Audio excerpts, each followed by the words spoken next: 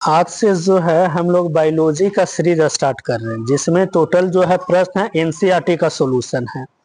और फर्स्ट प्रश्न जो है आप लोग का फर्स्ट चैप्टर जो है जैव प्रक्रम, तो जैव प्रक्रम से आज का प्रश्न हम लोग स्टार्ट करेंगे। तो फर्स्ट प्रश्न जैव प्रक्रम चैप्टर का कहता है किस पौधे में रंध्र अनुपस्थित रहता है। तो रंध्र जो है अनुपस्थित किस में रहता है, तो रंध्र जो है आपका अनुपस्थित रहता है हाइड्रीला में। तो इस प्रश्न की राइट आंसर क्या होगा, ऑप्शन नंबर बी होगा, हाइड्रीला। नेक्स्ट प्रश्न प्रश्न संख्या दो में कहता है बताइए कि मानव गुर्दे का आकार कैसा होता है। तो मानव गुर्दे का जो आकार होता है ये सिंह के बीच के आकार का होता है, जिसके कारण से इस प्रश्न की राइट आंसर क्या होगा, ऑप्शन नंबर डी होगा। नेक्स्ट प्रश्न है प्रश्न संख्या तीन में आपसे कहता है किस जीव में हीमोग्लोबिन नहीं होता है। तो हीमोग्लोबिन जो होता है ये मक्खी में नहीं होता है। तो इस प्रश्न की राइट आंसर क्या होगा, ऑप्शन नंबर आपका सी होगा। अच्छा, ये ऑप्शन में देखिए गड़बड़ आ गया है, ये सी होगा आपका। नेक्स्ट प्रश्न संख्या जो है चार में आपसे कहता है हीमोग्लोबिन की कमी से कौन सा रोग होता है। तो हीमोग्लोबिन की कमी से कौन सा रोग होता है, तो ये होता है एनीमिया रोग होता है। तो इस प्रश्न की राइट आंसर क्या होगा, ऑप्शन नंबर सी होगा। नेक्स्ट प्रश्न है प्रश्न संख्या पांच में आपसे कहता है प्रसिद्ध पुस्तक द माइक्रोग्राफिया किनके द्वारा लिखी गई है। तो ये पुस्तक जो है लिखा गया है रॉबर्ट हुक के द्वारा। तो इस प्रश्न की राइट आंसर क्या होगा, ऑप्शन नंबर आपका डी होगा। नेक्स्ट प्रश्न है प्रश्न संख्या 6 में आपसे कहता है पौधों और पशुओं की कोशिकाओं का वैज्ञानिक अध्ययन क्या कहलाता है। तो ये कहलाता है कोशिका विज्ञान कहलाता है। तो इस प्रश्न की राइट आंसर क्या होगा, ऑप्शन नंबर आपका सी होगा। आइए प्रश्न संख्या 7 में कहता है मानव हृदय घिरा रहता है कौन सी झिल्ली से। तो मानव का हृदय जो घिरा रहता है उस झिल्ली को हम लोग कहते हैं पेरिकार्डियम। तो इस प्रश्न की राइट आंसर क्या होगा, ऑप्शन नंबर आपका ए होगा। नेक्स्ट प्रश्न है प्रश्न संख्या 8 में आपसे कहता है रक्त इनमें किसकी उपस्थिति के कारण लाल दिखता है। ये किसके कारण लाल दिखाई पड़ता है, तो लाल जो दिखाई पड़ता है ये हीमोग्लोबिन के कारण। तो इस प्रश्न की राइट आंसर कितना होगा, ऑप्शन नंबर बी होगा। अब आप लोग जो है इस सेट को अपने खुद से बनाइएगा और इसमें देखिएगा कि आप लोग का कितना प्रश्न सही होता है। आप लोग कमेंट करके बताइएगा कि आप लोग का कितना सही होता है प्रश्न। ये जो सेट है आपका टोटल 50 प्रश्न का है। अब 50 प्रश्न में आप लोग देखिए कितना प्रश्न जो है आप लोग का सही होता है। आइए प्रश्न संख्या 9 में कहता है शुद्ध या ऑक्सीजन रक्त को हृदय से शरीर के विभिन्न भागों में ले जाने वाली रक्त वाहिनियां क्या कहलाती है। तो ये कहलाता है धमनी। वो भी ध्यान रखिएगा, शुद्ध रक्त को बात कह रहा है। तो शुद्ध रक्त का परिवहन कौन करता है, तो धमनी। तो इस प्रश्न की राइट आंसर क्या होगा, ऑप्शन नंबर आपका ए होगा। नेक्स्ट प्रश्न है प्रश्न संख्या 10। प्रश्न संख्या 10 में आपसे कहता है पादप में जो है जाइलम उत्तरदायी होता है किसके लिए। तो पादप में जो जाइलम होता है ये उत्तरदायी होता है जल का वहन के लिए। तो इस प्रश्न का राइट आंसर क्या होगा, ऑप्शन नंबर ए होगा। नेक्स्ट प्रश्न है प्रश्न संख्या 11 में कहता है स्वपोषी पोषण के लिए आवश्यक क्या है। स्वपोषी पोषण जो है, जो हरे पेड़ पौधा वगैरह स्वपोषी पोषण के अंतर्गत आता है, तो उसके लिए क्या क्या जरूरी है। तो उसके लिए क्लोरोफिल की भी जरूरी है, सूर्य का प्रकाश भी जरूरी है, कार्बन डाइऑक्साइड तथा जल की भी जरूरी है, जिसके कारण से इस प्रश्न की राइट आंसर क्या होगा, ऑप्शन नंबर डी होगा। नेक्स्ट प्रश्न है प्रश्न संख्या 12 में कहता है किस प्रकार के शोषण में अधिक ऊर्जा निकलती है। किस प्रकार के शोषण में जो होती है ये अधिक ऊर्जा निकलती है। तो इस प्रश्न की जो राइट आंसर होगा, ऑप्शन नंबर आपका ए, वायवीय शोषण में जो होती है अधिक मात्रा में ऊर्जा निकलती है। आइए प्रश्न संख्या 13 में आपसे कहता है तेलचट्टा में कितने जोड़े श्वास रंध्र होते हैं। तेलचट्टा में जो है श्वास रंध्र कितने होते हैं, तो तेलचट्टा में जो होता है 6 जोड़ा श्वास रंध्र होता है। तो इस प्रश्न की राइट आंसर क्या होगा, ऑप्शन नंबर सी। अच्छा, तो आप लोग एक बात बताइए, कमेंट बॉक्स में बताइएगा कि तेलचट्टा का शोषण अंग क्या है। आपको बताना है कमेंट बॉक्स में कमेंट करके कि तेलचट्टा का शोषण अंग क्या है। जरा देखते हैं कितना विद्यार्थी आप लोग जानते हैं। आइए प्रश्न संख्या 14 चलते हैं। 14 में आपसे कहता है कि ट्रैकिया किस जीव का श्वसन अंग है। तो ट्रैकिया जो है ये कॉकरोच का श्वसन अंग है। तो इस प्रश्न की राइट आंसर क्या होगा, ऑप्शन नंबर आपका सी होगा। नेक्स्ट प्रश्न है प्रश्न संख्या 15। 15 में कहता है परकांश संश्लेषण प्रक्रम में निम्नलिखित में से क्या नहीं होता है। जब परकांश संश्लेषण की क्रिया होती है तो उसमें क्या नहीं होता ये आपको बताना है। उसमें पानी का भी घटन होता है, CO2 मुक्त होता है या ऑक्सीजन मुक्त होता है या CO2 का उपयोग होता है, तो उसमें क्या नहीं होता है। तो एक बात को आपको ध्यान रखना है कि परकांश संश्लेषण की जब प्रक्रिया होती है ना तो उसमें पानी का टूटता है, पानी के टूटने के कारण ही हम लोग को ऑक्सीजन मिलता है, लेकिन उसमें CO2 मुक्त नहीं होता, उसमें CO2 का उपयोग होता है, जिसके कारण से इस प्रश्न का राइट आंसर क्या होगा, ऑप्शन नंबर बी होगा। नेक्स्ट प्रश्न है प्रश्न संख्या 16। 16 में आपसे कहता है इनमें किसके द्वारा अमीबा भोजन का अंतः ग्रहण करता है। मतलब अमीबा जो है भोजन किसके द्वारा ग्रहण करता है, तो ये जो करता है अपने कुटपाद के द्वारा। कुटपाद का होता है क्या है कि इस रूप में अमीबा का होता है, ये जो होता है इसी को कुटपाद कहा गया है। तो कुटपाद से ये अपना भोजन अंतर्ग्रहण करता है। प्रश्न संख्या 17 में कहा गया है अमीबा में अधिकांश पोषण कैसे होता है। अमीबा में जो अधिकांश पोषण कैसे होता है, तो अंतर्ग्रहण के माध्यम से होता है। तो इस प्रश्न की राइट आंसर क्या होगा, ऑप्शन नंबर बी होगा। प्रश्न संख्या 18 कहता है मछलियां किस अंग के द्वारा शोषण करती है। तो मछलियां जो का शोषण अंग क्या है, तो मछलियां का शोषण अंग गिल्स है। तो इस प्रश्न की राइट आंसर क्या होगा, ऑप्शन नंबर आपका डी होगा। आइए नेक्स्ट प्रश्न प्रश्न संख्या 19। 19 में कहता है जीवन की एक महत्वपूर्ण विशेषता क्या है। जीवन की महत्वपूर्ण विशेषता क्या है, तो जीवन की महत्वपूर्ण विशेषता जो है ये वृद्धि होता है। तो जिसके कारण से इस प्रश्न की राइट आंसर क्या होगा, ऑप्शन नंबर आपका सी होगा। प्रश्न संख्या 20 में आपसे कहता है परकांश संश्लेषण होता है कब। परकांश संश्लेषण जो होता है कब होता है, तो परकांश संश्लेषण की जो क्रिया होती है ये होती है आपका दिन में, जिसके कारण से इस प्रश्न की right answer option number B. क्योंकि प्रकाश संश्लेषण के लिए सूर्य की प्रकाश की आवश्यकता होती है और सूर्य का प्रकाश मिलेगा कब पेड़ पौधे को, तो दिन में मिलता है, जिसके कारण से इस प्रश्न की राइट आंसर क्या होगा, ऑप्शन नंबर बी होगा। नेक्स्ट प्रश्न है प्रश्न संख्या 21 में आपसे कह रहा कि प्रकाश संश्लेषण की क्रिया होती है किस में। प्रकाश संश्लेषण की क्रिया होती है किस में, तो ये आपको बताना है कि कवक में होती है या जंतुओं में होती है या हरे पेड़ पौधे या परजीवी में। तो प्रकाश संश्लेषण की क्रिया होती है किस में, हरे पेड़ पौधों में। तो इस प्रश्न की राइट आंसर क्या होगा, ऑप्शन नंबर सी होगा। नेक्स्ट प्रश्न है प्रश्न संख्या 22। 22 में आपसे कहता है मनुष्यों में सांस लेने और छोड़ने की क्रिया को क्या कहते हैं।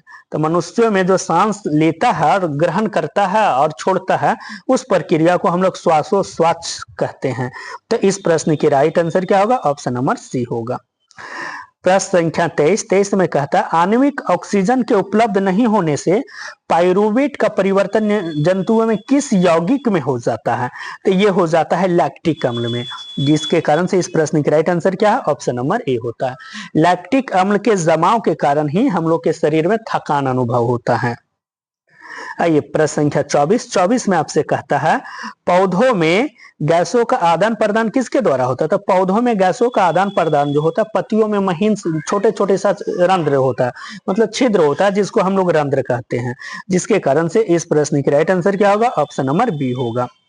प्रश्न संख्या 25। 25 में कहता है एक कोशिकीय शैवाल में जल का परिवहन होता है।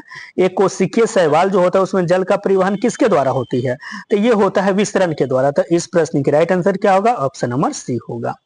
25 प्रश्न अब आप लोग का समाप्त होता है। अब जो है हम लोग आगे की तरफ चलेंगे। इस सेट में जो है आपको टोटल 50 प्रश्न देखने को मिलेगा, जिसमें 25 प्रश्न अब जो है हम लोग कंप्लीट करते हैं। आइए प्रश्न संख्या हम लोग 26 देखते हैं। 26 में आपसे कहता है पानी एवं घुलित खनिज का पौधों में स्थानांतरण होता है किसके द्वारा।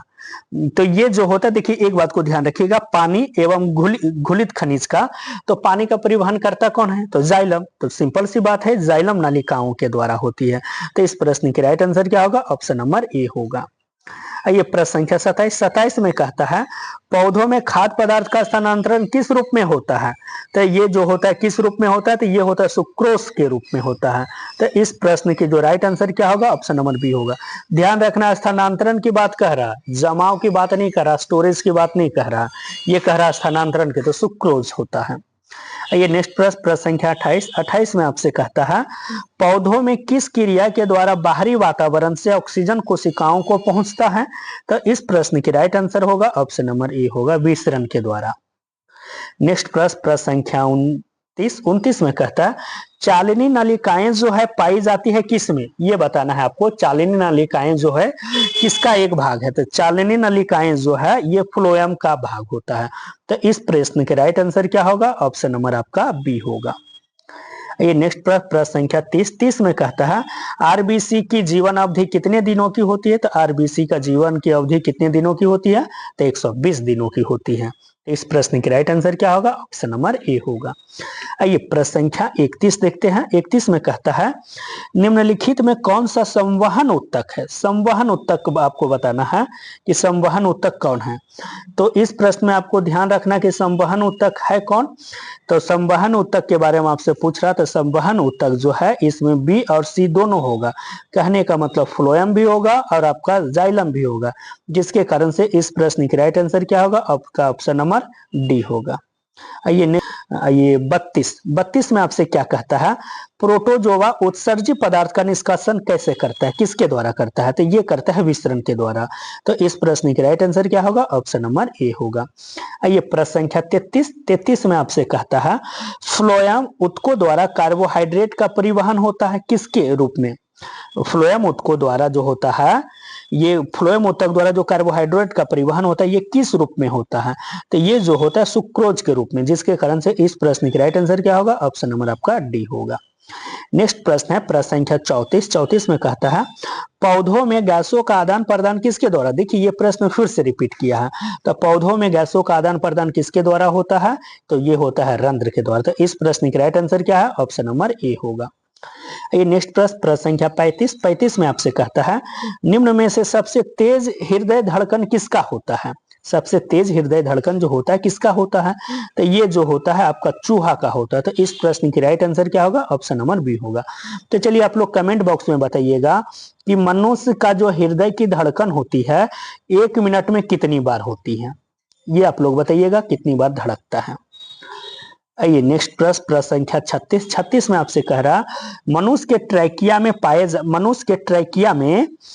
जाते हैं, क्या पाए जाते हैं, तो ये जो पाया जाता है उपस्थित के बने अपूर्ण वलय पाए जाते हैं, उपस्थित के बने अपूर्ण वलय, जिसके कारण से इस प्रश्न की राइट आंसर क्या होगा, ऑप्शन नंबर बी होगा।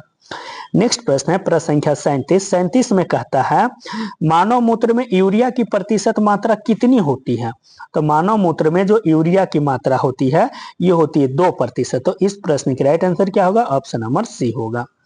नेक्स्ट प्रश्न है प्रश्न संख्या 38 में कहता है निम्नांकित में कौन ट्रिप्सिन एंजाइम का कार्य है। ट्रिप्सिन एंजाइम का क्या काम है, तो ट्रिप्सिन एंजाइम का मुख्य रूप से काम होता है प्रोटीन का पाचन करना, जिसके कारण से इस प्रश्न की राइट आंसर क्या होगा, ऑप्शन नंबर बी होगा। नेक्स्ट प्रश्न कहता है परिशेषिका हिस्सा है किसका। परिशेषिका एक अंग है, तो ये किसका एक भाग है, तो ये जो है आहार नाल का एक भाग होता है, जिसके कारण से इस प्रश्न की राइट आंसर क्या होगा, ऑप्शन नंबर डी होगा। नेक्स्ट प्रश्न संख्या 40 में कहता है मुख गुहा में आहार का कौन सा भाग का पाचन करता है, तो इस प्रश्न के जो राइट आंसर होगा ऑप्शन नंबर आपका बी होगा, कार्बोहाइड्रेट। मतलब समझना आपको कि मुख गुहा में जो होता है जिसमें लार होता है, दांत होता है और जीभ होता है, उसमें कह रहा है कि जो मुख गुहा है तो उसमें किसका पाचन होता है, तो उसमें किसका पाचन होता है, तो उसमें होता है कार्बोहाइड्रेट का पाचन होता है। ये प्रश्न संख्या 41 में कह रहा है ऑक्सीजन का वाहक कौन करता है। ऑक्सीजन जो हम लोग के शरीर में प्रवेश करता है तो उसका वाहक कौन है, तो उसका वाहक जो है आपका आरबीसी है। तो इस प्रश्न का राइट आंसर क्या होगा, ऑप्शन नंबर बी होगा। नेक्स्ट प्रश्न है प्रश्न संख्या 42 में कहता है घोंघा किस समुदाय का प्राणी है। आपसे पूछ रहा है कि घोंघा जो है किस समुदाय का प्राणी है, तो घोंघा जो है मोलास्का समुदाय का प्राणी है। तो इस प्रश्न की राइट आंसर क्या होगा, ऑप्शन नंबर ए होगा। नेक्स्ट प्रश्न संख्या 43 में कहता है अड़हुल किस प्रकार का फूल है, तो ये जो है एक द्विलिंगी फूल है। तो इस प्रश्न की राइट आंसर क्या होगा, ऑप्शन नंबर ए होगा। आइए नेक्स्ट प्रश्न संख्या 44 में कहता है हाइड्रा में क्या पाया जाता है, तो हाइड्रा में क्या पाया जाता है, तो हाइड्रा में जो है स्पर्शक पाया जाता है। मस्तिष्क हाइड्रा में नहीं पाया जाता है, ना तो तंत्रिका तंत्र पाया जाता है, ना तो मुख पाया जाता है, तो इसमें जो भी पाया जाएगा स्पर्शक पाया जाता है। तो इस प्रश्न का राइट आंसर क्या होगा, ऑप्शन नंबर सी होगा।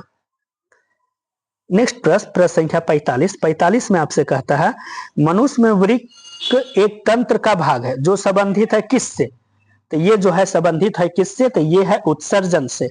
तो इस प्रश्न की राइट आंसर क्या होगा, ऑप्शन नंबर आपका बी होगा। आइए नेक्स्ट प्रश्न संख्या जो है 46 देखते हैं। 46 में कहता है मनुष्य में वृक्क निम्न में किससे संबंधित है। तो मनुष्य में जो है वृक्क है ये संबंधित है किससे संबंधित होता है, तो उत्सर्जन से। तो इस प्रश्न की राइट आंसर क्या होगा, ऑप्शन नंबर डी होगा। आइए नेक्स्ट प्रश्न संख्या 47 में क्या कहता है, एक कृत्रिम वृक्क नाइट्रोजनी अपशिष्ट उत्पादों की रुधिर से किस प्रकार द्वारा निकलने की युक्ति को क्या कहते हैं। तो इस युक्ति को जो नाइट्रोजनी अपशिष्ट जो उत्पाद है शरीर से जो बाहर निकलता है, तो इस प्रक्रिया को हम लोग क्या कहते हैं, तो इसको जो है हम लोग अपोहन कहते हैं। तो इस प्रश्न की राइट आंसर क्या होगा, ऑप्शन नंबर डी होगा। आइए प्रश्न संख्या 48 में आपसे कहता है तंत्रिका तंतु की उत्पत्ति किस प्राथमिक ऊतक द्वारा होती है। तो तंत्रिका तंतु की उत्पत्ति किस प्राथमिक तंतु के द्वारा होती है, तो ये होता है एंडोडर्म के द्वारा। तो इस प्रश्न की राइट आंसर क्या होगा, ऑप्शन नंबर बी होगा। आइए प्रश्न संख्या 49 में आपसे कहता है खुला परिसंचरण तंत्र पाया जाता है किस में। तो खुला परिसंचरण तंत्र जो पाया जाता है कॉकरोच में। तो इस प्रश्न की राइट आंसर क्या होगा, ऑप्शन नंबर डी होगा। अंतिम प्रश्न है प्रश्न संख्या 50 में कहता है ग्लूकोज का रासायनिक सूत्र निम्नलिखित में से कौन है। तो ग्लूकोज का रासायनिक सूत्र क्या होता है ये आप भी जानते हैं, C6H12O6 होता है। तो इसमें देखिए कोई ऑप्शन नहीं है, इसका जो होता है C6H12O6 होता है। तो इस प्रश्न का जो भी राइट आंसर होगा, चलिए कोई भी एक ऑप्शन बना लीजिएगा, अन्यथा इसका आप लोग याद रखिएगा कि ग्लूकोज का जो है रासायनिक सूत्र क्या होता है, तो C6 होता है, H12O6 होता है।